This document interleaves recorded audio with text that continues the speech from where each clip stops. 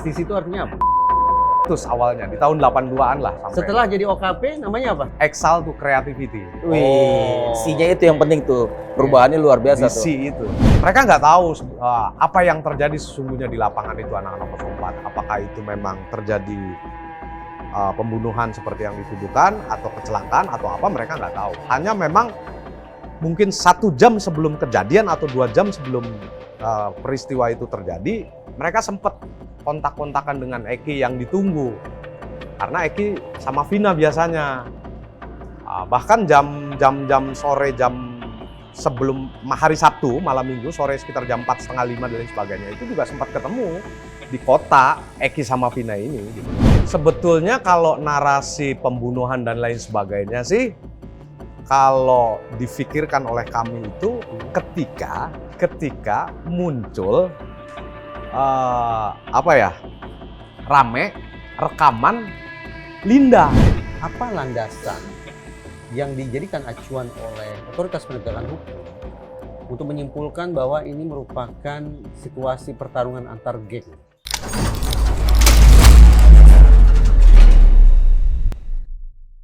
Halo Sobat TN, ketemu lagi kita di Bang X Napi Diskursusnet. Dan ini lagi-lagi sebuah senior edisi spesial.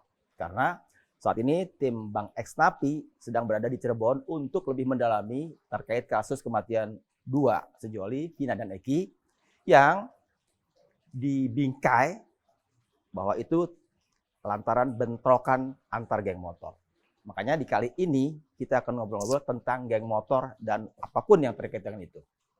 Makanya simak terus, kali ini akan menarik. Tapi sebelumnya silakan Sobat TN untuk subscribe dan nyalakan lonceng notifikasinya. Selebihnya sangat dianjurkan untuk kemudian like, comment, and share video ini. Sobat TN, sekarang saya perkenalkan para narasumber yang sudah membersamai saya di sini di Cirebon. Tentu saja sebelah kiri saya pasti sudah kenal, lantaran sudah tampil di mana-mana dengan keilmuan yang mumpuni, Mas Reza Indragiri Amril sebagai psikolog forensik. Satu lagi, ini penting banget ini. Kita sebutnya Bang dulu deh ya, nanti mungkin bisa berdua. Bang Reno Sukriano. Siap. Dan ini pentingnya. Pada saat peristiwa kematian 2 sejoli itu di tahun 2016, Bang Reno ini adalah pengurus aktif di geng motor XTC. Jadi itu yang akan kita coba dalami, kita korek ceritanya secara teknis. Bang Reno, Siap. Selamat datang di podcast kita. Ya, makasih. Semoga Bang Reno bisa memberikan insight baru tentang apapun yang mungkin orang di luar sana tentang geng motor yang tadinya belum tahu, jadi tahu segala macam. Mas Reza, Saya mau minta jaminan dulu dari beliau. boleh. Saya nggak bisa pungkiri lah, dengar kasak kusuk, dengar kabar burung, ada kengerian tersendiri kalau bicara dengan geng motor. Nah. Gitu, ya. Maaf kata, mungkin saya lebih nyaman bicara dengan polisi daripada dengan geng motor. Maaf kata, karena publik mengasosiasikan geng motor itu sebagai mafia. Nggak beres lah gitu. Nah sekarang saya mau minta ini dulu nih, kepastian posisi saya nih. Ya. Saya nggak boleh nanya apa ke Mas Reno. Nanya apa saja sepanjang saya bisa jawab, saya pasti akan jawab. Berarti saya boleh tanya apa aja nih? Apa saja. Nggak ada resikonya? Nggak ada. Buat saya nggak ada resiko. Ya, karena saya akan memberikan keleluasaan penuh kepada Mas Reno untuk menjawab. Dan saya berharap sebetulnya saya juga punya keleluasaan penuh untuk bertanya.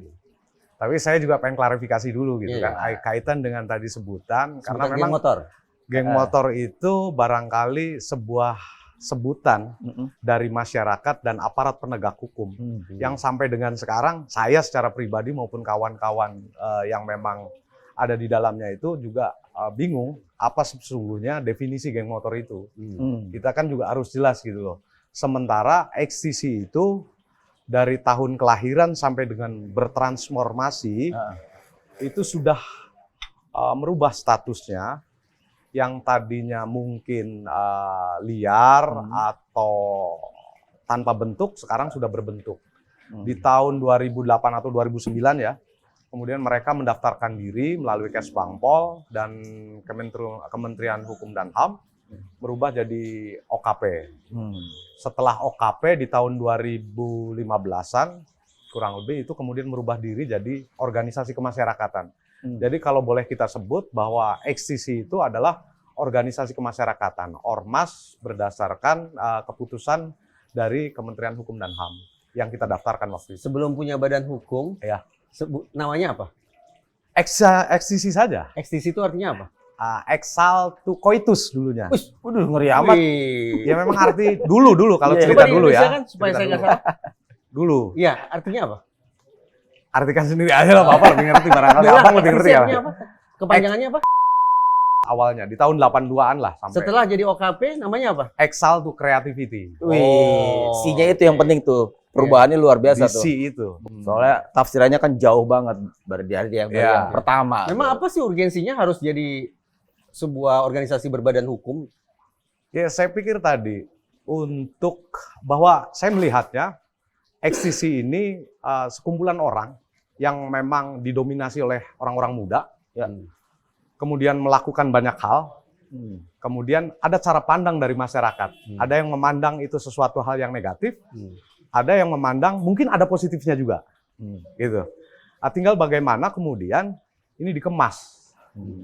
Pertanyaannya satu barangkali atau dua, mereka itu potensi atau masalah bagi bangsa ini. Kan gitu? Gini nih, saya nanya nggak apa-apa nih Mas Insan ya? Ya nggak apa-apa, Iya. kan udah oke juga, Iya. udah welcome juga buat tanya Iya, macam-macam. Jadi Di mainkan Cirebon aja. ini, Ah, waktu ada sebuah kumpulan anak muda ah, yang orang sebut sebagai geng motor bernama XTC itu, ya, didirikan di Bogor untuk apa? di Bogor, sorry. di Bandung, Saya di Bandung. Bogor soalnya. Oh, Di Di Cirebon. Ya, karena memang mungkin di era itu ya, kalau di Cirebon itu masuk kisaran tahun-tahun 90-an lah. Ya, ya. Itu 90-an, 92, 95, 94 itulah. Ya. Artinya mungkin itu bagian daripada tren di masyarakat, tren di kalangan anak muda yang dibawa oleh beberapa orang dari Bandung ke Cirebon. Waktu itu ada namanya Reno juga. Reno, bukan saya, tapi ada yang mendirikan ekstisi di Cirebon. Hanya beberapa orang, kemudian Untuk apa? yang jelas itu bagian daripada tren lah, Tren aja. suka motor-motoran aja gitu aja. Semua anak muda bisa masuk. Semua anak muda waktu itu bisa masuk mungkin. Kegiatannya apa? Ya, Waktu sebelum menjadi OKP ya, Ya, sebelum ya. berbadan hukum, kegiatannya apa? ya asik-asikan aja di motor, di Misalnya lapangan. apa? Asik-asikan itu apa? Asik-asikan tuh kumpul lah, kumpul, komunikasi sesama orang-orang yang memang mencintai motor di jalanan dan lain sebagainya. Dan kemudian ada sesuatu hal yang dipandang sebagai giat yang bersifat negatif oleh masyarakat, saya nggak tahu waktu itu ya. Karena memang saya belum masuk di waktu itu. Karena saya juga bahkan masih memandang bahwa kelompok-kelompok ini adalah kelompok-kelompok yang dipandang negatif di masyarakat seperti itu. Gitu. tunggu saja. Iya. Saya potong dulu ya. Oke, oke. Saya agak lupa tadi untuk memberikan disclaimer. Bahwa Jadi saya mau kasih disclaimer dulu nih. Sobat TN, saya nyaris lupa untuk memberikan disclaimer bahwa sejatinya di siniar ini Diskursus.net juga sudah mengundang komunitas motor lainnya, anak motor lainnya. Jadi bukan cuma ada Bang Reno, harusnya ada beberapa juga kami undang dari Bung Trekker dan beberapa yang lain. Tapi sayangnya waktu untuk kita bersiniar ini tidak pas dengan waktu dari teman-teman yang kita undang itu. Jadi akhirnya ya cuma ada Bang Reno di sini. Ya. Semoga ini tidak mengurangi nilai dari obrolan kita. Ya. kalau tahun 2016 Ya. ada anggapan bahwa justru itu bisa dibilang puncak-puncaknya kekhawatiran masyarakat terkait geng motor. Karena geng motor saya itu sedang buas-buasnya. Itu dari mana informasi? Masyarakat. Masyarakat mana? Nah, selalu klaimnya begitu. Masyarakat mana? Ya, artinya gini kan, ada yang memandang itu dari satu sisi Sekarang kadang-kadang. coba pertanyaan saya Ya. gini. Coba yakinkan saya nih Mas Reno. Ya, ya. Tunjukkan ke saya, tahun 2016 itu, Ah. aktivitas ekstisi yang positif itu mana bagi masyarakat? Oke.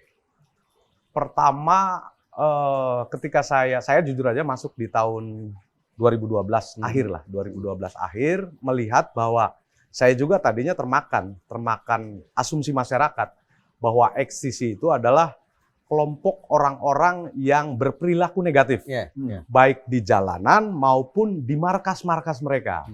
Penasaran saya masuk. Saya penasaran, kebetulan sekali ketua ekstisi waktu itu adalah keponakan saya sendiri. Oh gitu. Itu saya masuk saya coba lihat, saya coba masuk di dalamnya, akhirnya mereka bersepakat. mau nggak kalian itu merubah diri? Jadi sesuatu hal yang dipandang oleh masyarakat baik. Karena perubahan itu sebuah keharusan barangkali dan tidak bisa dihindari. Gitu, bahwa perubahan itu harus dan tidak bisa dihindari. Akhirnya mereka sepakat, ya sudah, kita coba formilkan, kita coba kuatkan organisasi ini dengan sesuatu hal yang bersifat formil. Gitu loh. Karena di pusatnya di Bandung waktu itu di tahun 2012 itu sudah dianggap formil. Dianggap organisasi yang terdaftar. Iya, gitu loh. Dianggap organisasi, bukan dianggap, memang secara resmi mereka sudah diterima oleh pemerintah. Terdaftarnya bagus, Mas Reno. Dari sebuah OTB, organisasi tanpa bentuk, kemudian menjadi berbadan jadi hukum, berbentuk, itu bagus. gitu. Ya. Tapi pertanyaan saya sekarang, kegiatannya apa itu yang positif itu? Ya, makanya saya mau cerita dulu dari awal, gitu kan. Saya pikir juga, saya barangkali sependapat juga dengan Abang ketika kemudian memandang, apa sih kegiatannya ini? Ternyata di dalamnya itu kegiatannya ya, biasalah, kumpul-kumpul anak muda, kemudian rolling, merasa diri kemudian dengan kelompoknya itu juga paling hebat dan lain sebagainya, paling mampu menjadi sisi manfaat mungkin dan lain sebagainya. Akhirnya kita masuk di situ, dari tahun 2013 kemudian kita mendaftarkan diri juga ke pemerintah daerah di Kesbangpol untuk bisa mendapatkan surat keterangan terdaftar di Kesbangpol. Dengan berbagai macam argumentasi, akhirnya pemerintah menerima dan kami mendapatkan SKT itu, kemudian masuklah kegiatan-kegiatan yang macam-macam di situ. Pertama, kalau setiap malam minggu pasti kopi darat. Kopi daratnya waktu ekstisi kota itu di kawasan BAT. Apa itu yang dilakukan waktu kopi darat? Kopi darat hanya ngobrol dan kemudian kepengurusan itu memberikan arahan. Memberikan arahan-arahan positif yang bersifat tidak melakukan kegiatan-kegiatan yang melawan hukum. Yang meresahkan masyarakat. Yang meresahkan masyarakat. Berkendara harus sesuai dengan aturan. Kemudian melakukan giat-giat yang dipandang oleh masyarakat itu adalah kegiatan sosial dan bermanfaat bagi masyarakat. Seperti bakti sosial. Kemudian berbagi dengan anak yatim piatu, kemudian juga dengan masyarakat miskin waktu itu, kemudian melakukan giat-giat semacam gotong royong untuk membersihkan kawasan tertentu. Harus jadi punya duit dong. Kalau dengan kegiatan seperti itu, anggota eksesi harus punya duit dong. Betul. Dari mana uangnya? Pertama dari sumbangan para anggota. Setiap minggu itu anggota memberikan sumbangsi. Berapa sih? 3.000 perak. 3.000 perak. Setiap minggu? Setiap minggu untuk kegiatan-kegiatan mereka. Total ada berapa anggota kalau di Cirebon ini? Waktu di tahun 2013 itu, 2016, lebih dari 800 orang yang mendapatkan member dari kita. Berarti 800 kali 3.000 kali 4. Yes. Berapa itu? 800 kali 3.000, 2.400.000 dikali 4. Iya. Kurang lebih sekitar 8 juta lebih lah. 8 juta per bulan masuk ke rekeningnya eksesi. Eksesi. Ke rekening siapa itu? Tapi tidak semua anggota. Ya akhirnya siapa aja lah kan gitu. Kemudian ya mau nyumbang gitu. Kadang-kala setiap minggu tuh kita hanya dapat 600, 700. Tapi akhirnya kemudian dana itu kita gunakan. Bahkan 1 bulan sekali itu, saya kebetulan juga memperkenalkan dengan ketua ekstisi waktu itu yang namanya Jaka Permana, dengan salah satu pondok pesantren di Buntet. Tokoh Buntet kemudian ketemu dengan kita, yuk kita bina mereka bareng-bareng. Ketika disebut oleh masyarakat sebagai geng motor, itu kan berarti yang masyarakat lihat ini kelompok anak muda yang pakai motor. Yes. Itu kan? Yes. Motornya dipakai untuk apa sebetulnya? Ya sesuai kebutuhan dan keinginan mereka, tapi untuk ekstisi biasanya konvoy. Untuk konvoy. Terus? Kemudian perjalanan dari tempat mereka kumpul di klannya masing-masing, kelompok masing-masing untuk menyatukan diri jadi kelompok besar. Berarti syaratnya harus punya motor dong? Nggak harus. Banyak juga anak-anak eksis itu yang tidak punya motor. Gitu waktu itu. Nah, sekarang saya coba ngomong ya. Bang Reno, saya pengen Bang Reno lebih bercerita tentang ekstisi sebelum bertransformasi nih. Sebelum bertransformasi ya. Saya sempat baca dikit-dikit, ada sebuah tinjauan berdasarkan ilmunya kriminologi. Ya, saya baca dikit-dikit tentang itu. Makanya mungkin bisa dikomentari kemudian Bang Reno bahwa saya juga buka KBBI, Kamus Besar Bahasa Indonesia, apa itu yang disebut geng? Berarti ya sekelompok orang, Yes. gitu kan, yang disatukan oleh mungkin latar belakang sosial, minat, gitu ya. Jadi kalau itunya geng motor ya ada punya motor. So, Betul. satu hobi, satu motor, Ya. satu hobi bermotor gitu Ya. kan. Atau Ah, definisinya juga gerombolan, ah. ya kan? Kita nggak pengen ngomong bahwa asosiasi gerombolan itu Ya. agak-agak negatif miring ya. Iya. Tapi itu yang saya baca Ya. berdasarkan KBBI Kamus Ya. Besar Bahasa Indonesia sama. Kemudian ditinjau yang di ilmu kriminologi itu Ya. bilang bahwa kalau memang kemudian asosiasinya geng motor itu negatif, Ya, Ya, lebih di ke arah publik. negatif orang Ya, memandangnya kalau itu. disebut geng motor itu. di kajian itu juga disebut karena umurnya kebanyakan anggota geng motor itu remaja. Ya. Remaja dikasih juga batasannya antara 13 tahun sampai 22 tahun. Yes. Nah, ini mesti dibaca sebagai juvenile delinquency, kenakalan remaja. Ya. Penyimpangan juga. Ya. Nah, pertanyaan saya, saat Bang Reno masuk di 2012 eksisi ya, itu kan masih belum bertransformasi kan? Masa peralihan di situ. Hmm. Masa transformasinya di situ. Di tahun 2012 itu. Iya.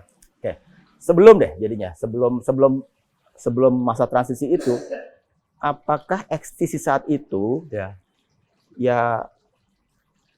analog atau sesuai Identik sama dengan persepsi tadi itu yang negatif, kenakalan remaja dalam berbagai varian bentuknya, Yes. dari pencurian, penjambretan, pembakaran rumah, kan segala macam perusakan fasilitas kalau ada. Itu kan varian-varian kejahatan sosial, kejahatan yang dilakukan oleh geng motor. Ya. Nah, sebelum Bang Reno masuk, adakah betul eksisi juga bagian dari yang dipersepsikan sebagai kenakalan remaja yang masuk dalam kategori itu? Iya. Artinya sebelum masuk juga saya hanya mendengar ya. Mendengar, melihat tidak secara langsung seperti itu, mendengar bahwa sisi negatifnya itu banyak sebetulnya. Sisi negatifnya banyak, hanya mendengar dari kabar orang, dari beberapa pemberitaan di media mainstream, televisi dan lain sebagainya. Iya kan, beberapa perilaku yang masuk dalam kategori geng motor tadi gitu kan, atau organisasi tanpa bentuk tadi, tapi punya nama gitu kan. Nah, ini kemudian menggelitik saya. Maka ketika kemudian saya harus menceritakan latar belakang atau kejadian demi kejadian termasuk perilaku mereka sebelum saya ada di dalamnya, saya nggak tahu persisnya. Saya hanya mendengar dan kemudian ponakan saya ini saya harus selamatkan. Ini menjadi tanggung jawab siapa sesungguhnya ketika mereka itu bagian daripada sisi buruk dari bangsa ini. Ini menjadi tanggung jawab siapa? Maka kebetulan saya kah yang bertanggung jawab? Atau negara kah? Atau aparatur hukum atau aparat penegak hukum kah? Jadi saya pikir semua orang bertanggung jawab untuk meluruskan ini karena mereka bagian daripada komponen bangsa ini gitu. Nah, Bang Reno, Lepas dari persoalan apapun sehingga saya masuk waktu itu. di masa-masa itu, Ya. ya kan, masa-masa yang mungkin eksisi lebih diasosiasikan sebagai geng motor yang negatif itu, Ya.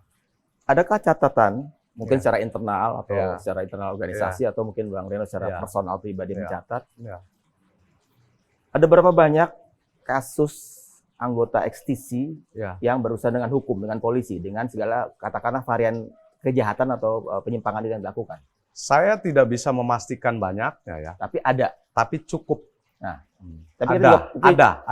kita juga perlu ini Ya, ada. kita ukur secara kuantitatif. Ada. Cukupnya itu berapa banyak? Ya itu tadi saya jumlah lumayan sulit, lah. Kalau jumlah sulit lah, diungkap, tapi lumayan lah. Ada lah, Ya. ada lah. Ada giat-giat yang jenisnya kemudian apa saja?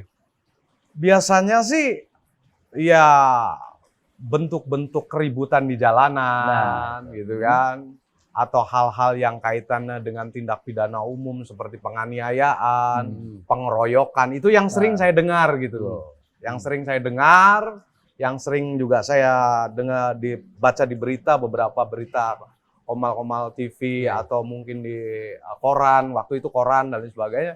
Yang saya sering lihat keributan antar kelompok atau pengeroyokan orang dan lain sebagainya itu sering terjadi gitu loh. Nah, saya tidak batasi pada Di Cirebon ya, saya ceritanya ya, organisasi. saya Cirebon ya.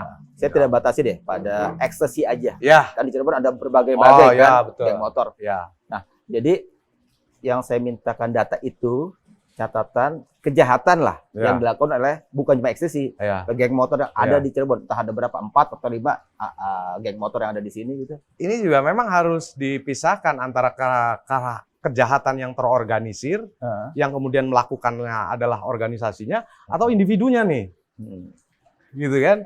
Artinya orang ekstasi ketika melakukan sebuah tindakan yang bersifat melawan hukum itu belum tentu terorganisir atau belum tentu mendapatkan perintah dari pimpinan tertingginya. Karena sifatnya mungkin saja situasional.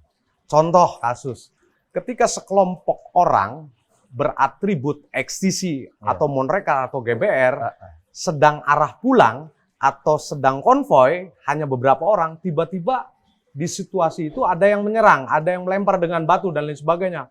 Dia kejar balik gitu loh.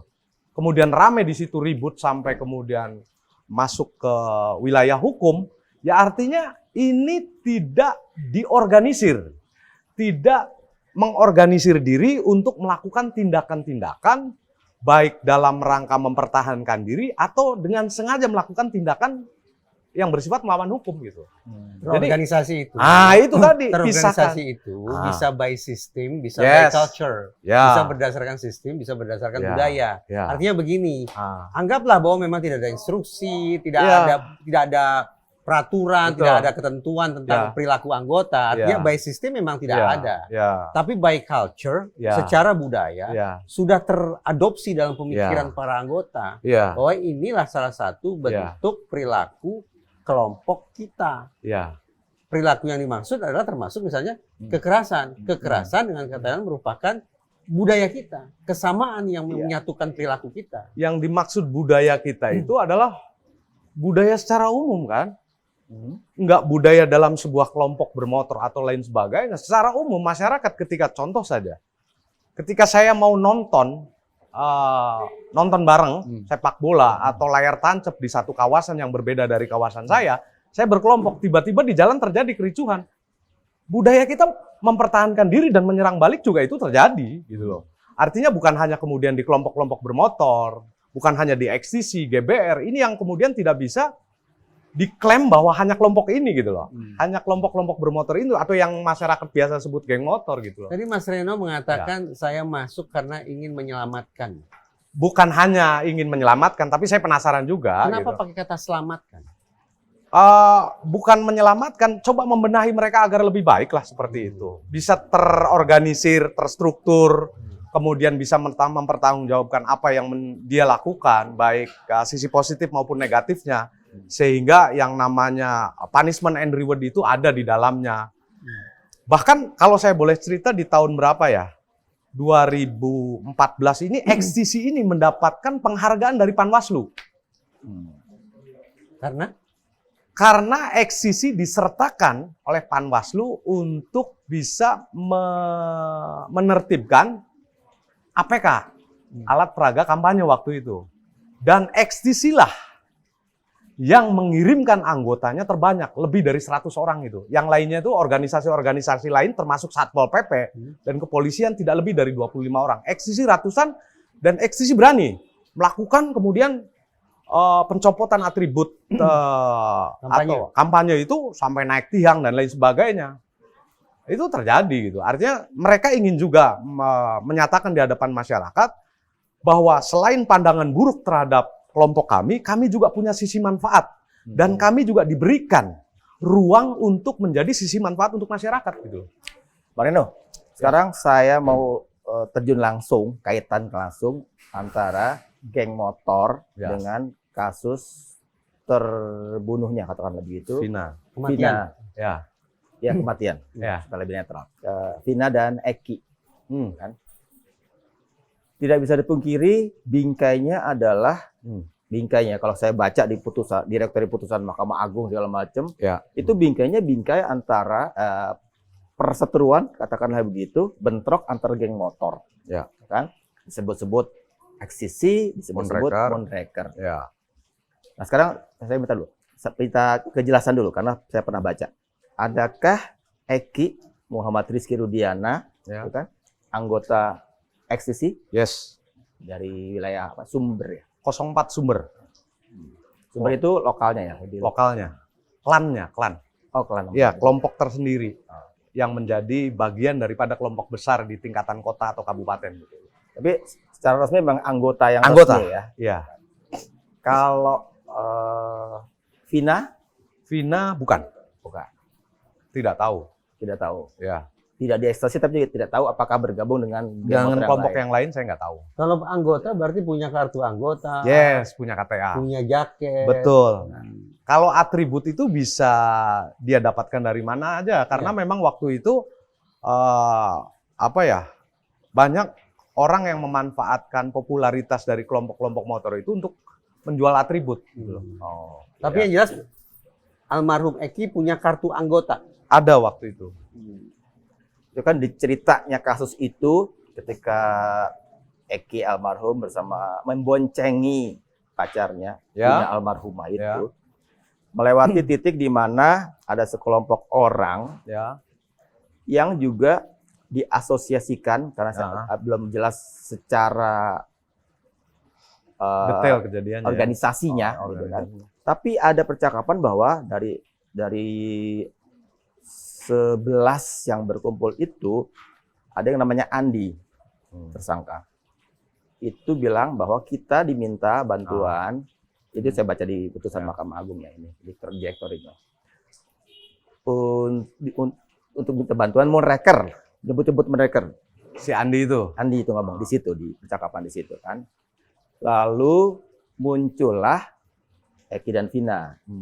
Berboncengan nama satu lagi temannya Eki itu, dan kemudian itu yang terjadi, kemudian dilempari, semua dikejar segala macam sampai kemudian ujungnya berbuntut pada hilangnya nyawa Eki dan Vina.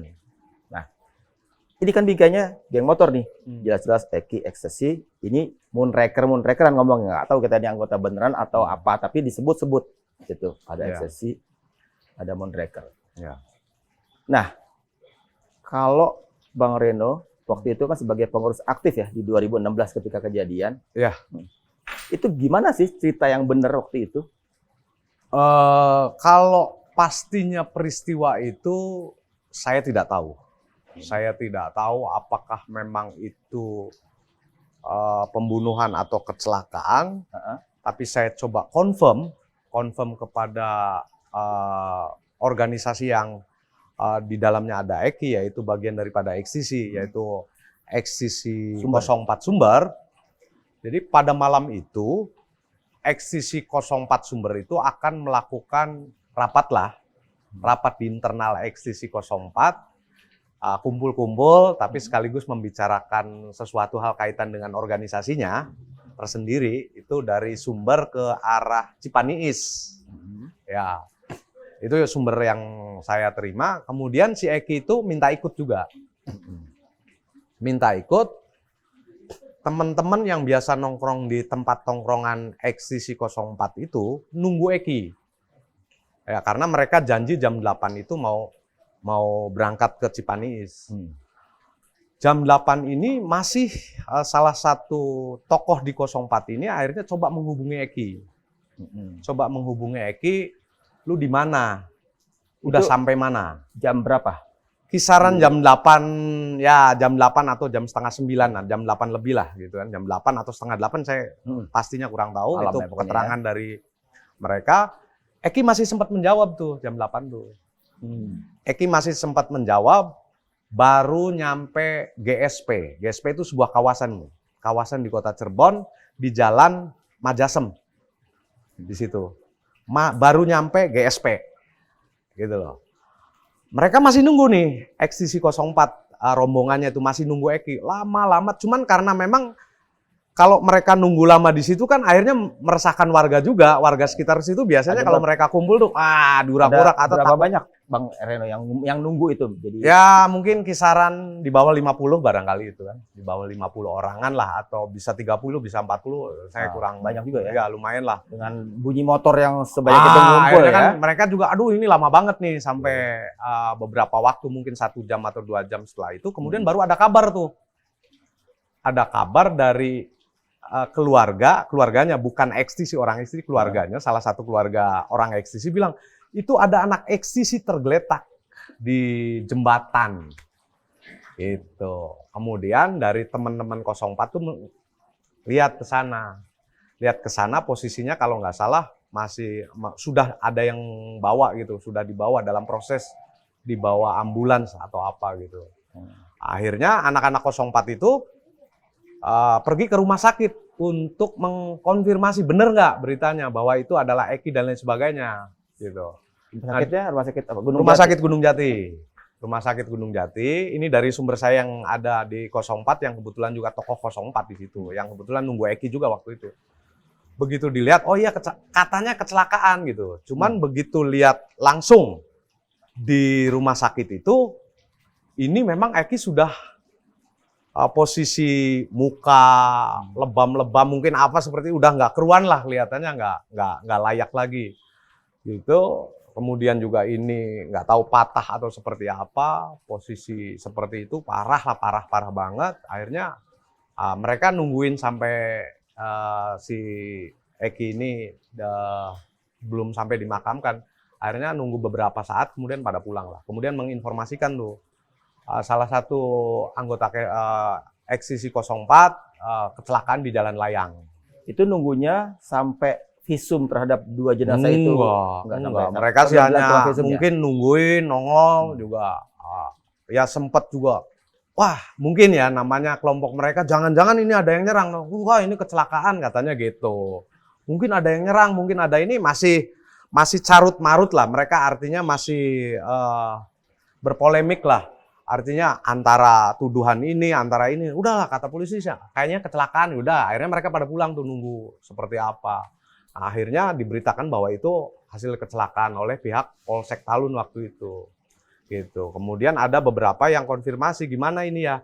Ya sudah, karena itu sudah ditangani oleh pihak kepolisian, janganlah kalian kemudian berprasangka yang tidak-tidak karena khawatir kemudian nanti jadi sebuah polemik di masyarakat gitu. Akhirnya mereka keep tuh diam semua dan lain sebagainya. Udahlah. Jadi mereka nggak tahu apa yang terjadi sesungguhnya di lapangan itu anak-anak 04. Apakah itu memang terjadi pembunuhan seperti yang dituduhkan atau kecelakaan atau apa, mereka nggak tahu. Hanya memang mungkin 1 jam sebelum kejadian atau 2 jam sebelum peristiwa itu terjadi, mereka sempat kontak-kontakan dengan Eki yang ditunggu. Karena Eki sama Vina biasanya. Bahkan jam sore, jam sebelum hari Sabtu, malam Minggu, sore sekitar jam 4:30 dan lain sebagainya, itu juga sempat ketemu di kota Eki sama Vina ini gitu loh. Vina kan waktu melintas memakai jaket XTC kalau di konstruksi kasusnya ya. Itu jaketnya Eki apa gimana tuh? Kayaknya sih memang jaketnya Eki kemungkinan ya, karena Vina bukan bagian dari XTC secara formil gitu loh. Itu di jaket juga ada katakanlah ciri khusus terhadap pemiliknya yang diotorisasi oleh organisasi? Nggak ada. Umum, hanya lambang XTC, kemudian warna bendera XTC, itu aja. Tadi kan kalau Mas Reno menggunakan kata kecelakaan. Ya. Jadi narasi yang ditangkap pertama kali itu adalah kecelakaan. Ya, karena berdasarkan keterangan warga sekitar waktu itu ada kecelakaan tuh, anak XTC tergeletak di. Gitu. Sekarang kita banting setir. Kalau narasi yang berkembang kemudian adalah pembunuhan, seberapa jauh ya hitung-hitungan dari sesama anggota XTC? Saya minum ya, minum. Seberapa jauh narasi itu sesuai dengan kenyataan? Seberapa jauh kasarnya, seberapa jauh almarhum Eki meninggal akibat pembunuhan? Sebetulnya kalau narasi pembunuhan dan lain sebagainya sih, kalau difikirkan oleh kami itu ketika muncul rame rekaman Linda yang isinya menyatakan bahwa itu bukan kecelakaan, itu pembunuhan yang dilakukan oleh Egy dan lain sebagainya. Itulah. Sebelum ada rekaman itu tersebar, kita nggak tahu. Yang terpikir adalah ya bahkan tidak berpikir sama sekali. Kita hanya bagaimana kemudian kita coba berbelasungkawa kepada keluarga Eki waktu itu. Kalau di putusan tadi Mas Insan sudah cerita bahwa ini dipotret atau dibingkai sebagai benturan antar geng motor. Pertanyaan saya, XTC punya musuh? Di era itu musuh secara terorganisir, ya antar organisasi sebetulnya tidak ada. Geng motor apa yang menjadi rivalnya ekstasi? Sebetulnya nggak ada rival. Waktu itu juga kita komunikasi semua dengan GBR, dengan Monrek sendiri. Di tahun itu tuh saya pikir lagi intens-intensnya kita melakukan hubungan antar organisasi. Dengan kawan-kawan Monreker bahkan kita melakukan kerjasama untuk giat positif, yaitu sholawatan bersama. Kemudian bagi santunan terhadap anak yatim bersama dengan Monreker waktu itu malah. Jadi kalau kemudian situasi ini dibingkai sebagai benturan antar geng motor, Mas Reno ingin mengatakan apa? Tidak. Tidak apa? Tidak terjadi. Jangan salah. Tidak ada. Pembingkaian itu masuk dalam proses hukum loh. Ya silakan saja orang kemudian membingkai seperti itu. Kan tadi Mas Reno mengatakan begitu polisi bekerja, kami berikan kepercayaan. Ya, berikan kepercayaan polisi. Itu kemudian putusannya seperti apa, bahkan dibingkai bahwa itu adalah perang antar geng. Saya pikir tidak sama sekali. Ini serius? Serius, saya bilang. Coba ya. Nggak memprotes. Saya klarifikasi terhadap Monrekernya dulu. Ya, saya ke Monreker itu bentuk konfirmasi. Tapi kalau XTC, saya waktu itu sebagai struktur di XTC, saya nyatakan XTC saat itu tidak sedang berperang dengan kelompok bermotor yang lainnya. XTC dari saya. Walaupun pernah punya riwayat berperang. Riwayat itu ada. Sama Tapi halnya pada tahun 2016 itu, Mas Reno mantap mengatakan XTC tidak dalam posisi punya rival, bermusuhan berperang dengan geng motor lain. Tidak. Kemudian saya konfirmasi nih. Apakah benar hasil putusan pengadilan yang menyatakan katanya itu dari kelompok motor lain seperti Monreker dan lain sebagainya? Monreker menyatakan tidak. Akhirnya kemarin beberapa hari yang lalu saya kumpulkan tuh. Di Cirebon ini ada yang cukup besar ya, Konak, GBR, XTC, Monreker. Nyatakan Anda di hadapan media bahwa di era itu juga tidak ada peperangan, tidak ada kemudian rivalitas yang begitu signifikan. Lantas apa yang bisa saya pahami ketika dalam proses legal, proses hukum, justru sekali lagi masalah ini dibingkai sebagai benturan antar geng motor di Cirebon. Ya silakan, itu kesimpulan dari saksi-saksi yang ada, keterangan-keterangan yang ada yang didapat oleh mereka, baik secara individu maupun nggak tahu kalau secara organisasi apakah pernah diklarifikasi oleh pihak penyidik atau apa. Sementara ini saya tidak pernah diperiksa. Kemudian juga ketua XTC tidak pernah disertakan. Nah, poin bagus. Karena XTC sudah menjadi sebuah organisasi berbadan hukum, berarti ada struktur tuh, ada pengurus di situ, ada nama-nama di situ. Dari seluruh pengurus yang kerja di tahun 2016, mereka diperiksa tidak oleh polisi? Tidak. Sama sekali? Sama sekali. Saya tidak pernah hadir, ataukah saya menghadirkan diri sebagai struktural organisasi untuk menyatakan bahwa organisasi bertanggung jawab atas itu. Saya mundur satu langkah ya. Boleh. Ada tidak polisi yang mencoba berkomunikasi dengan XTC guna memvalidasi bahwa Eki adalah anggota XTC? Ada tidak komunikasi tentang itu? Dengan organisasi XTC atau dengan orang XTC nih? Dengan jelas karena sekali lagi sudah berbadan hukum. Maka dengan struktur, kalau dengan saya tidak. Oke, jadi tidak ada pihak penegak hukum yang datang bertemu dengan pengurus XTC untuk memastikan apakah dengan saya tidak. Tapi dengan pengurus lain? Saya tidak tahu. Berarti siapa yang ketuanya siapa? Jaka Permana. Berarti hitung-hitungan di atas kertas Jaka Permana yang bisa jadi ditanyai oleh polisi untuk memastikan apakah Eki anggota saudara. Mungkin iya, mungkin tidak. Oke, yang kedua. Saya nggak tahu. Adakah penegak hukum yang datang ke XTC yang mencoba memvalidasi apakah ini adalah gesekan antara XTC dengan geng motor lain? Ada tidak penegak hukum yang datang itu? Tidak ada. Saya ya. Kalau kemudian proses hukumnya membawa-bawa nama XTC, ada Monreker disebut jelas itu kan. Nah, tapi gini dong. Tapi kan nggak bisa kemudian digeneralisir bahwa bukan itu. Ya, saya sepakat dengan itu. Poin saya begini. Saya sepakat dengan itu. Kan kemudian ke bawah-bawah tuh setidaknya XTC ke bawah-bawah, Monreker ke bawah-bawah. Itu fakta hukum yang kita baca di putusannya itu kan.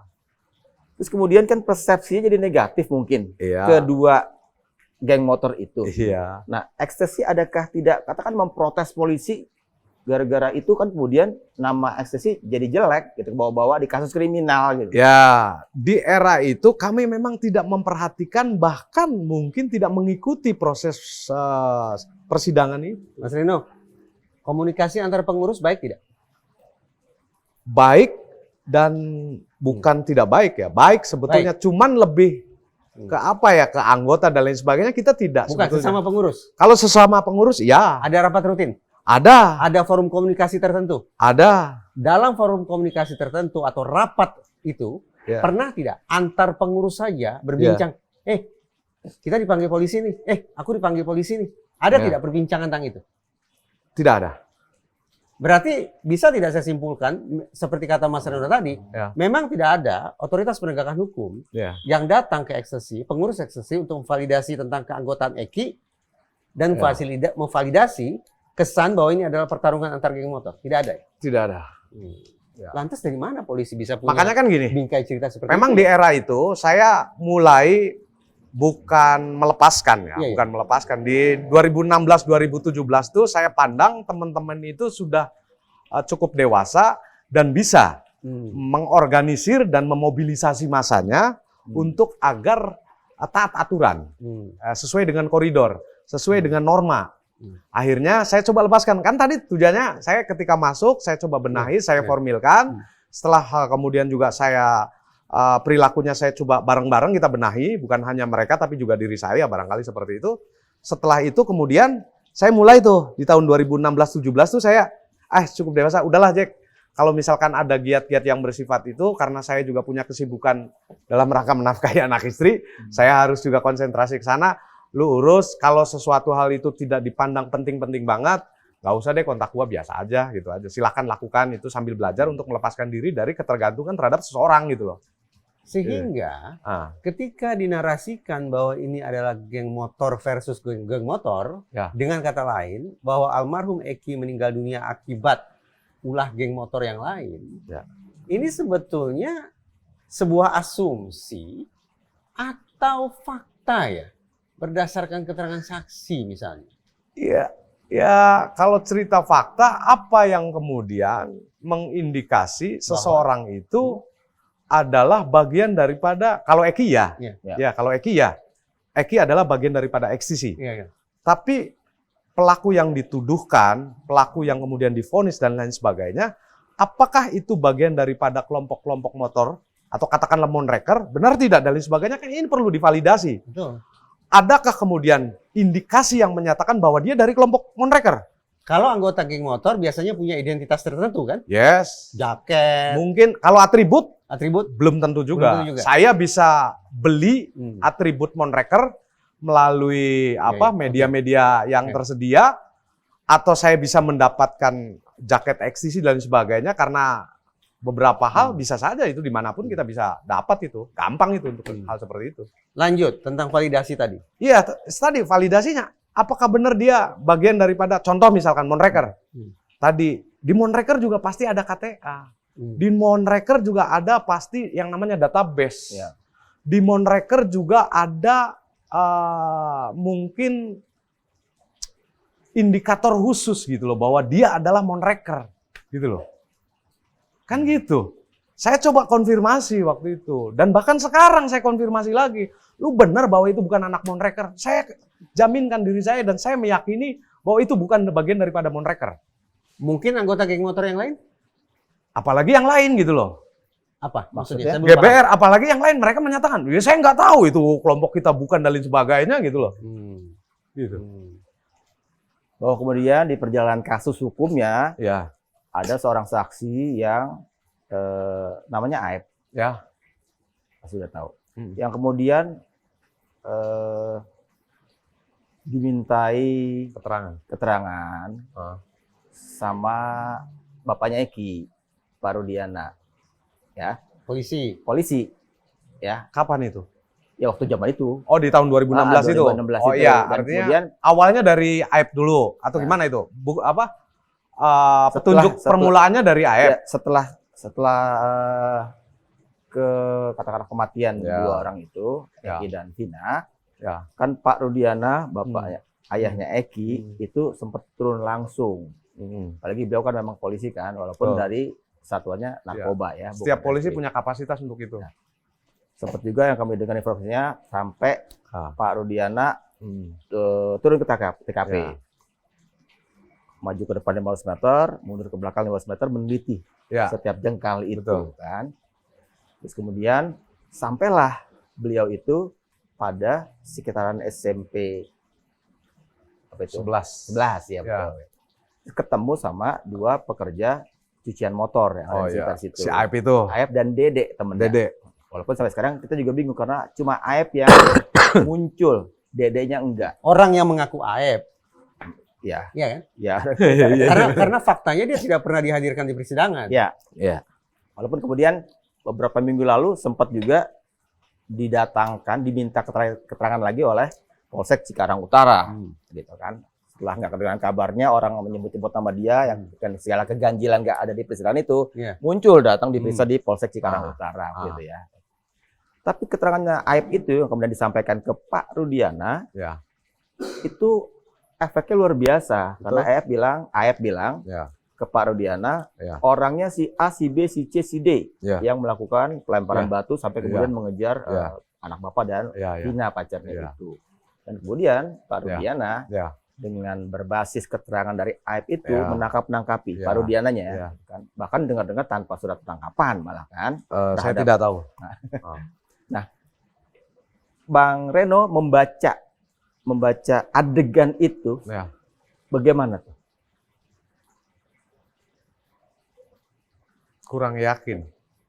Maksudnya? Dengan Kurang yakin. Artinya ini kan nggak secara sepihak gitu ya. Artinya dari Aib apakah benar memang kejadiannya seperti itu juga pun harus dibuktikan dan lain sebagainya, termasuk direkonstruksi ulang gitu kan atas pernyataan yang dia buat sebagai bentuk penegasan, sebagai bentuk kekuatan. Ketika saya menyatakan hari ini saya bicara dengan abang, maka kemudian saya buktikan tuh, gitu loh, bahwa hari ini saya disaksikan juga ada beberapa orang dan lain sebagainya. Bahwa malam itu di jam berapa ya kisaran katanya itu, jam-jam mungkin 10 atau saya nggak tahu situasi di situ karena memang saya jarang lewat situ. Kita juga nggak tahu, saya nggak yakin dan lain sebagainya. Saya pikir ini juga harus kemudian ditelaah kembali gitu kan dengan menghadirkan saksi-saksi yang memang punya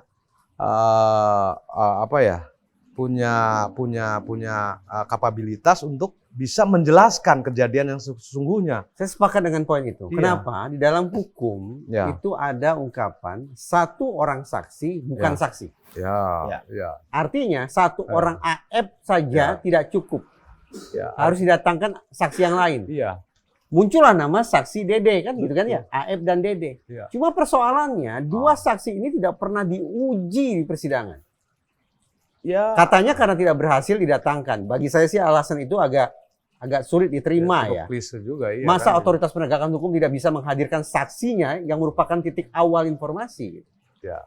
Ya, saya nggak tahu memang seperti apa kesulitan aparat penegak hukum atau kejaksaan waktu sebagai lembaga penuntutan yang harusnya memang membuktikan, menghadirkan Saksi-saksi terkait. saksi-saksi terkait itu kemudian tidak bisa. Alasannya apa? Saya nggak tahu. Saya nggak tahu apakah memang mungkin sakit atau tidak diketemukan dan lain sebagainya. Tiba-tiba sekarang layaknya sebagai seorang pahlawan muncul dengan sebuah keterbukaan dan dipublikasi gitu kan. Dan kemudian muncul lagi satu sisi saksi yang berbeda, yang bertentangan dengan keterangan yang diterangkan melalui media massa gitu kan, atau media sosial, yaitu siapa ya, Ferry Tasapa itu dan kemudian beberapa orang lainnya. Ya saya pikir ini butuh kajian dan pembuktian kembali dilakukan penyelidikan kembali untuk bisa mengungkap bahwa kejadian yang sesungguhnya itu seperti apa gitu loh. Tidak, ya nggak tahu apakah melalui proses peninjauan kembali atau eksaminasi. Saya juga ya silakan gitu kan, barangkali yang memang punya kedudukan hukum jelas di sana. Kalau saya kan barangkali orang yang hanya memperhatikan, yang kemudian tidak bisa kemudian memastikan, sifatnya barangkali memperhatikan dan mengomentari hal-hal seperti itu gitu loh. Bagaimana? Bagaimana? Saya lanjutkan sedikit. Ya. cerita yang masih terpotong jadinya itu kan. Dan kemudian Pak Rudiana dan jajarannya, anak buahnya menangkap-nangkapi atas keterangan dari AF ya. 7 orang diangkut tanpa surat penangkapan kabarnya kan. Terus, kemudian 7 itu jadi 8 kan, ada satu lagi yang kabarnya tidak tahu menahu dengan kasus tidak terlibat tapi terkait, akhirnya dikait-kaitkan. Ada di situ. Nah, ketika akhirnya dari 7 menjadi 8, kita ngomong 8 aja deh. Ada 8 dipublikasikan bahwa inilah para tersangka pembunuh Eki dan Vina. Pengurus atau mungkin anggota XTC membahasnya enggak? Atau malah ya senang, ini dia nih yang membunuh teman kita, Eki sumber 04. Dibahas di pengurus, di rapat pengurus. Tidak ada pembahasan. Hanya kita alhamdulillah akhirnya polisi menangkap terduga pelaku dan mudah-mudahan dijatuhi hukuman yang setimpal dengan perbuatannya. Itu aja. Jadi clear, posisi ekstasi adalah meyakini hasil kerja otoritas penegakan hukum bahwa almarhum Eki meninggal akibat dibunuh. Berdasarkan putusan pengadilan, ya. Kalau kemudian putusan pengadilan itu dibantah, silakan dibantah. Sebetulnya kan secara tidak langsung Mas Reno ingin membantah itu sebagian. Ketika tadi, saya ulangi ya, di satu sisi berdasarkan putusan hukum, memang almarhum Eki disimpulkan meninggal akibat pembunuhan. Tetapi jangan salah, dalam konstruksi hukum yang sama yang dibentuk dalam situasi hukum ini, almarhum Eki juga disebut sebagai orang yang menjadi korban akibat benturan antar geng. Jadi saya nggak tahu apakah itu benturan antar geng atau bukan, saya nggak tahu. Tapi kami pastikan pada saat itu, wabil khusus kita ceritanya XTC Monreker ya. Kita tidak melebar ke kelompok yang lainnya. Di situ justru di era itu lagi harmonis-harmonisnya kita menjalin kerjasama. Bahkan kita berkunjung dari waktu itu sebelum almarhum ketua Monreker meninggal, kita rapat bersama. Rapat bersama yang kebetulan dipimpin oleh masing-masing ketua dimediasi oleh saya. Artinya ayo kita kumpul bareng di tempat yang namanya di Cangkol, area Cangkol itu. Di area Cangkol ada Citralen apa namanya? Tempat rekreasi di wilayah situ dekat pelabuhan itu, samping pelabuhan itu. Gitu. Waterland di situ. Ya, kita kemudian di situ ngobrol, bertemulah kedua struktural dari Monreker maupun XTC, ngobrol banyak hal untuk melakukan rencana-rencana positif, rencana giat sosial bersama-sama. Itu terjadi dan lagi hangat-hangatnya hubungan kita. Iya, lagi asik-asiknya gitu. Jalan pun ketika kita rombongan dengan Monreker, siap, gitu-gitu aja. Tidak lagi kemudian saling berbenturan, konon katanya seperti dulu gitu loh. Nah, kemudian ada kejadian itu, kemudian langsung disimpulkan ini perang antar geng atau keributan antar geng. Ya, saya membacanya nggak seperti itu. Tapi tetap membaca di media kan, bahkan sampai sekarang bahwa otoritas kepolisian. Betul, otoritas kepolisian sampai dengan putusan pengadilan menyatakan ini adalah kejadian antar geng. Nah, itu maksud saya. Ya silakan saja. Kenapa kemudian tidak dihadirkan juga kelompok-kelompok geng itu yang memiliki otoritas gitu loh.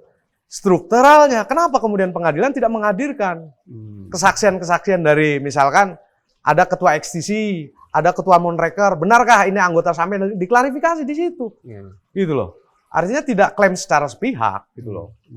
Bang Reno pengen mengatakan polisi tidak melakukan prosedur karena tidak konfirmasi dengan pengurus XTC dan juga Monreker. Ya, kalau kemudian ngomong ini geng motor. Ya, kemudian bahwa baik polisi maupun putusan pengadilan menyatakan bahwa ini adalah keributan antar geng motor, antar kelompok bermotor, maka kemudian harusnya pernyataan itu juga muncul dari yang bersangkutan gitu loh.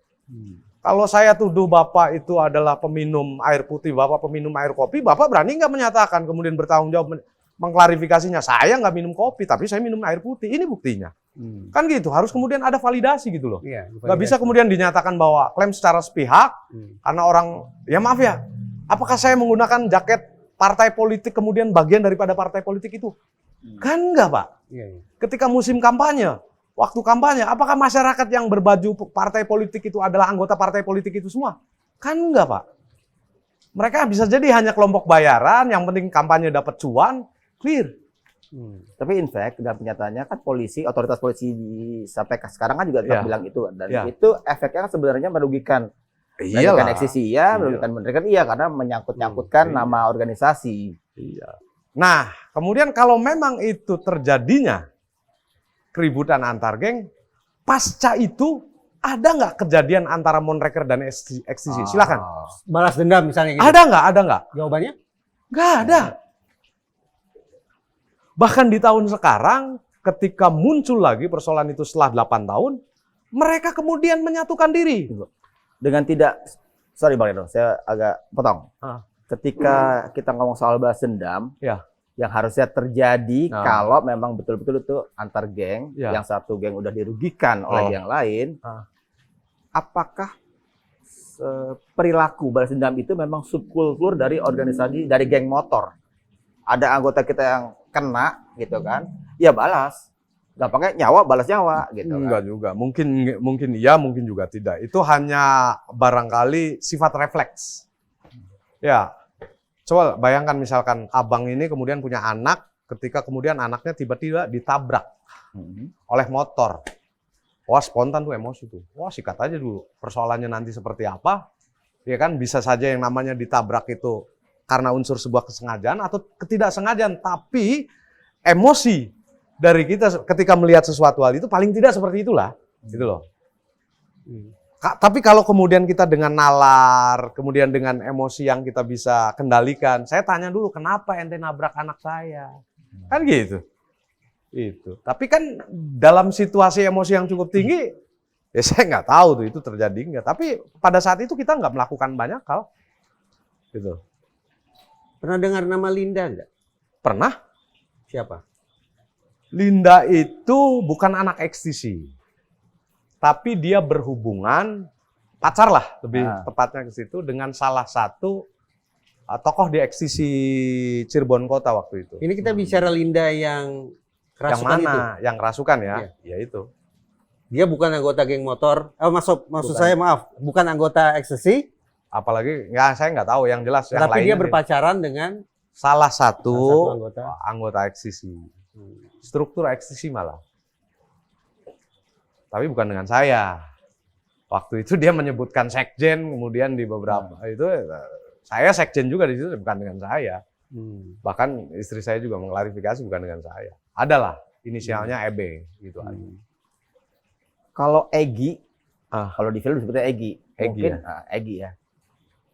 Yang kalau di film yang suka dengan Vina, terus kemudian karena ditolak sama Vina, kemudian Egy itu murka dan kemudian perilakunya seperti itu, sama membawa gengnya. Kalau di film ya, kita ngomong film nih kan, saya nggak tahu itu ke fakta atau sekedar sisi dramatisasi dari sebuah film yang tidak berdasarkan fakta. Nah, Egy itu kan kemudian kita asosiasikan dengan namanya Peggy yang sekarang ditangkap polisi, yang sebelumnya termasuk daftar DPO. Dicocok-cocokin lah gitu ya. Bang Reno atau struktur atau anggota XTC kenal nggak dengan Egy itu? Peggy Setiawan ini mungkin sekarang ini. Enggak ya. Mungkin karena tidak di sumber 04. Bisa. Artinya kalau seandainya kita berkesempatan ngobrol dengan anggota XTC Clan sumber 04 yang sama dengan Eki, saya sempat coba klarifikasi juga dan konfirmasi dengan XTC 04 sumber ini untuk mempertanyakan, kalian ada nggak anggota atau mengenal yang namanya Egy atau Peggy? Nggak ada. Kalau Eki iya. Ya sumber 04 tadi itu. Ya. Bang Reno, kalau nggak salah ingatan saya, tapi juga udah lupa. Tapi saya sempat jadi wartawan dan waktu itu, iya bang. Saya tahun ya, ada sebuah video yang menggemparkan publik. Di situ seorang lelaki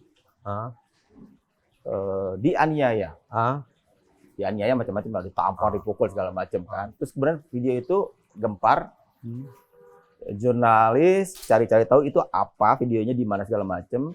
lalu ketemu bahwa itu adalah ternyata bagian dari inaugurasi terhadap anggota geng motor yang baru diterima, dilantik gitu kan. Iya. Saya lupa tuh di Bandung atau di mana itu. Iya, Pernah iya. dengar, Kang? Pernah dengar dan lihat videonya. Nah, itu ekstasi bukan? Bukan. Bukan ya? Bukan. Nah, kalau di ekstasi ada juga semacam itu inaugurasi yang katakanlah fisik jadinya itu, kayak di Plonco gitu. Sebelum saya tidak tahu, tapi di era saya ada juga itu, tapi tidak seperti itu.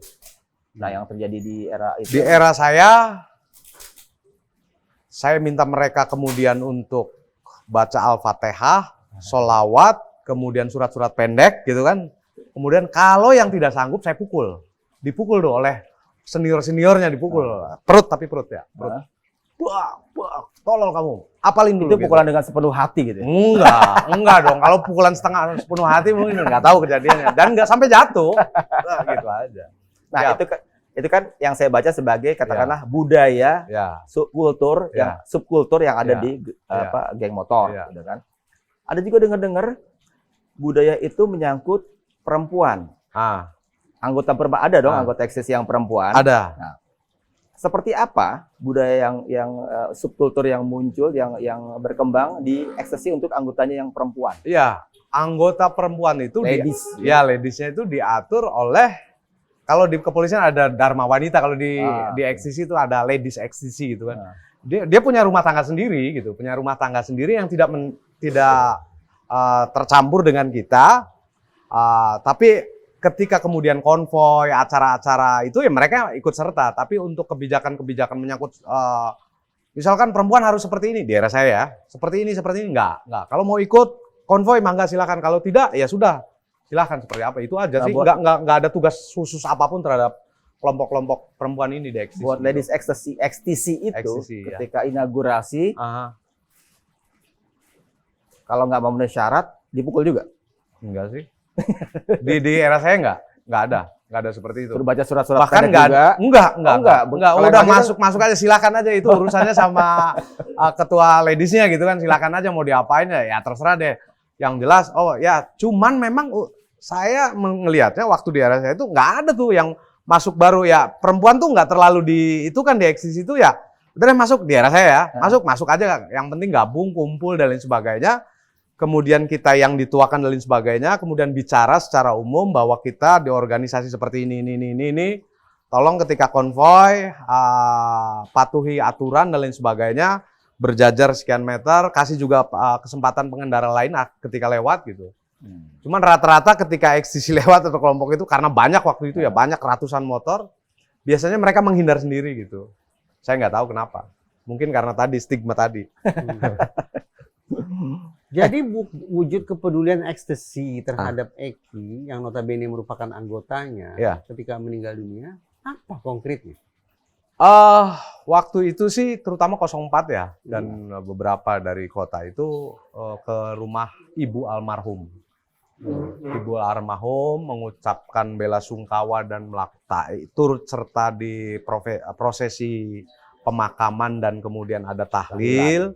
Itu mereka hadir, dan waktu itu juga Ibu almarhum itu menyatakan, sudahlah tolong kalian sudah nggak boleh lagi, jangan lagi kemudian melakukan tindakan-tindakan apapun, ini pesan ibunya, dan itu yang nanti akan menambah sakit hati ibu. Udahlah kalian diam dan kemudian melakukan aktivitas lainnya aja yang normal-normal, dan jangan ada hal-hal yang negatif yang muncul dari teman-temannya Eki ini. Itu aja pesennya. Itu. Jadi kemudian ya sudah, saya pikir memang hal yang normal, saya pikir. Saya mundur. Anggota ekstasi itu rata-rata pekerjaannya apa? Atau tidak punya pekerjaan malah? Wah, random sih. Random ya, macam-macam itu. Ada yang kuli bangunan, ada mahasiswa. Ada juga bahkan mungkin ASN ada sebagai honorer waktu itu gitu kan, ada juga ada. Boleh dibilang yang berprofesi harian sebagai kuli bangunan yang dominan? Enggak juga, enggak, malah sedikit. Ini foto 6 orang yang pernah lihat nggak, Mas Reno? Sebentar saya. Enggak. Ini saya foto enggak. terpidana. Ya, saya enggak kenal. Pihak-pihak yang disebut-sebut inilah yang melakukan pembunuhan terhadap Eki. Identitas. Pernah Saya lihat mereka? Enggak, pernah? enggak. Enggak lihat. Enggak tahu gitu ya. Saya enggak tahu. Memang kalau anggota geng motor pakai tato nggak sih? Ah, ini yang unik. Nah. Kalau anggotanya banyak yang bertato, Hmm. mungkin meminum minuman keras dan sebagainya ada. Gitu. Tapi di XTC kota, Cirebon kota, ketuanya tato tidak ada.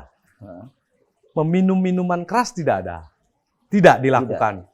Obat-obatan terlarang atau narkoba tidak. Bahkan merokok pun tidak ketuanya. Bahkan ketika ketuanya itu melihat ada anggotanya kemudian nelen obat-obat terlarang, yakin disiksa, yakin ditampar, yakin disikat. Itu ketuanya waktu itu, Jaka Permana. Tahun 2016 itu. Dia dari tahun mungkin kisaran tahun 2008 sampai dengan 2016 itu.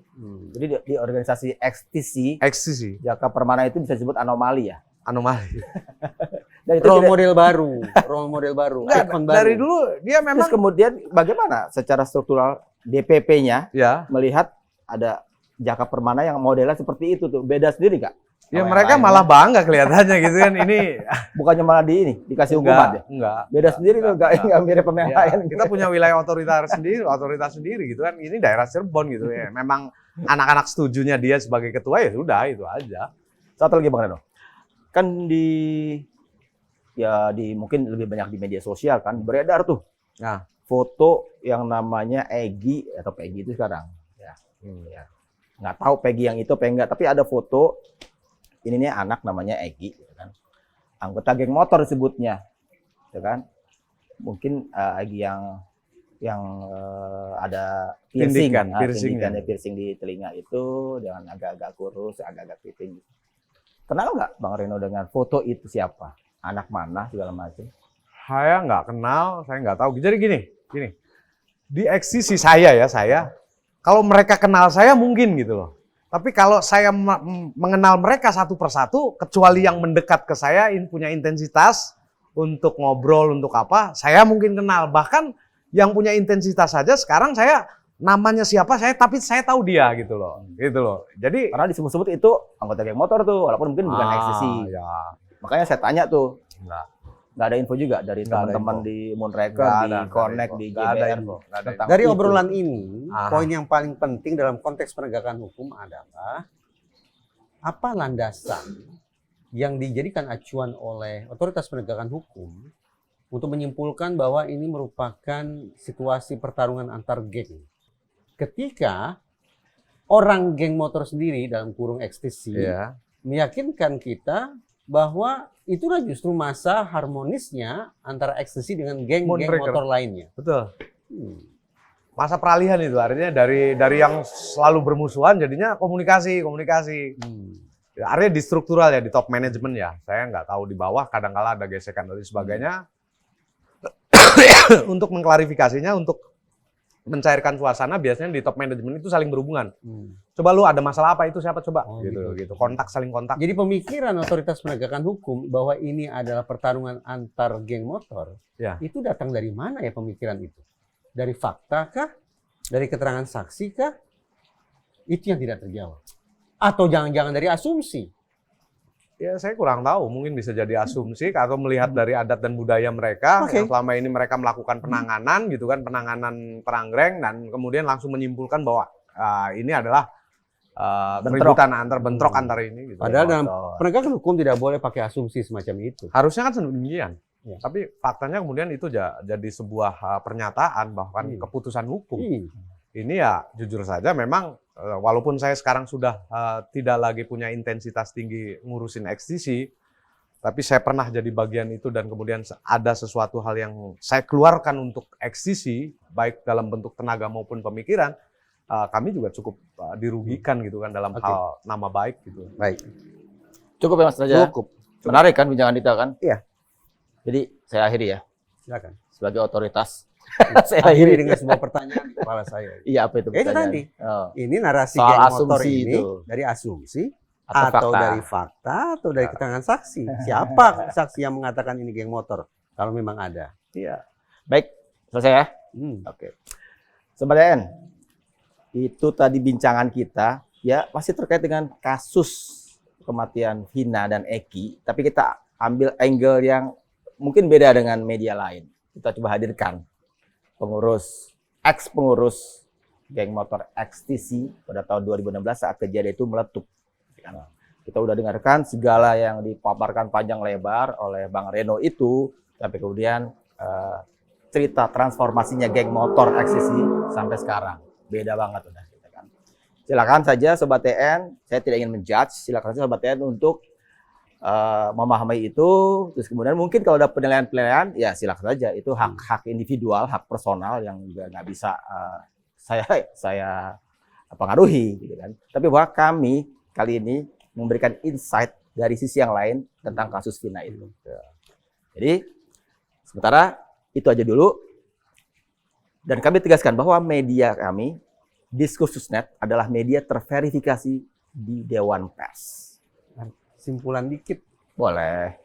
Latar sosial yang tergambar dari obrolan ini beda jauh dengan situasi yang digambarkan dalam proses penegakan hukumnya. Nah, itu sebenarnya saya pahami, tapi ya saya biarkan, saya yakinlah bahwa kecerdasan publik kita bisa lah nangkap yang tidak eksplisit seperti itu dengan panjang lebar tadi Bang Reda juga ada jelaskan segala macam. Jadi itu aja dulu untuk sementara, dan selama tim Bang Eksnapi ada di Cirebon, kami akan coba hadirkan serial konten katakanlah begitu yang terkait dengan itu, yang akan menambah katakanlah pemahaman Anda semua tentang kasus yang terjadi, mungkin dari sisi yang beda seperti sekarang ini. Sementara itu dulu, saya pamit undur diri. Tabik.